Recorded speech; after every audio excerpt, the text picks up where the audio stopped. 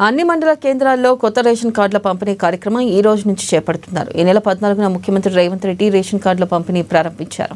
తొలి విడతలో రాష్ట్ర వ్యాప్తంగా సుమారు 2,40,000 కొత్త రేషన్ కార్డులను పంపిణీ చేస్తున్నారు. ఇక రేషన్ కార్డుల పంపిణీపై మా ప్రతినిధి రమేష్ మరింత సమాచారం అందిస్తారు. రాష్ట్ర వ్యాప్తంగా అన్ని మండల కేంద్రాల్లో రేషన్ కార్డుల పంపిణీ కోసం ప్రభుత్వం అన్ని ఏర్పాట్లు పూర్తి చేసింది. ఈ రోజు నుంచి ఆగస్టు 10వ తేదీ వరకు కూడా అన్ని మండల కేంద్రాల్లో ఎవరైతే లబ్ధిదారులు ఉన్నారో వారందరికీ కూడా ఆ రేషన్ కార్డులు పంపిణీ చేయనున్నారు.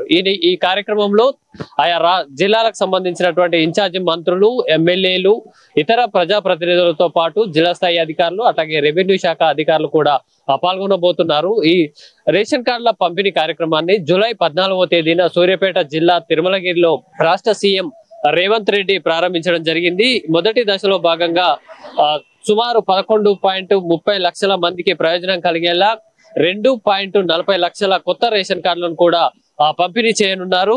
దీంతో తెలంగాణ రాష్ట్ర వ్యాప్తంగా కూడా మొత్తం రేషన్ కార్డుల సంఖ్య 94.72 లక్షలకు చేరుకుంటుండగా మొత్తం లబ్ధిదారుల సంఖ్య 3.14 కోట్ల మందికి ఈ ప్రయోజనం కూడా కలగబోతుంది. ముఖ్యంగా తెలంగాణ రాష్ట్రంలో రేషన్ షాపుల ద్వారా సన్న బియ్యాన్ని పంపిణీ చేస్తున్న నేపథ్యంలో రేషన్ కార్డులకు డిమాండ్ అయితే పెరిగింది. దీంతో పాటు ప్రభుత్వ సంక్షేమ పథకాలు, అట్లాగే పేద మధ్యతరగతి కుటుంబాలకు సంక్షేమ పథకాలు అమలు చేయడంతో పాటు ఆసుపత్రిలో కూడా ప్రభుత్వ సహాయాన్ని పొందేందుకు కూడా రేషన్ కార్డులు చాలా కీలకంగా ఉన్న నేపథ్యంలో రేషన్ కార్డులకు అయితే పెద్ద ఎత్తున డిమాండ్ కూడా వస్తుంది. ఈ నేపథ్యంలో రేషన్ కార్డుల దరఖాస్తులతో పాటు వాటికి సంబంధించినటువంటి పంపిణీ కార్యక్రమం నిరంతరం కొనసాగుతుంది అని కూడా ప్రభుత్వ పౌర సరఫరాల శాఖ మంత్రి ఉత్తమ్ కుమార్ రెడ్డి స్పష్టం చేయడం జరిగింది. ముఖ్యంగా తెలంగాణలో కాంగ్రెస్ ప్రభుత్వం ఏర్పడిన తర్వాత రేషన్ కార్డుల పంపిణీ కార్యక్రమాన్ని తీసుకుంది. ఇప్పటికే దానికి సంబంధించినటువంటి పంపిణీ కార్యక్రమాన్ని కూడా సీఎం రేవంత్ రెడ్డి ప్రారంభించారు. ఇక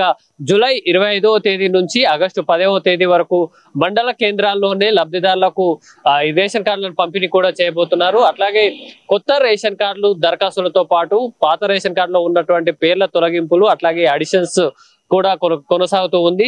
దీనికి సంబంధించినటువంటి కార్యక్రమం అయితే నిరంతరం కొనసాగుతుంది అని ప్రభుత్వం చెప్తోంది. కెమెరా పర్సన్ చారితో రమేష్, హైదరాబాద్, ANN.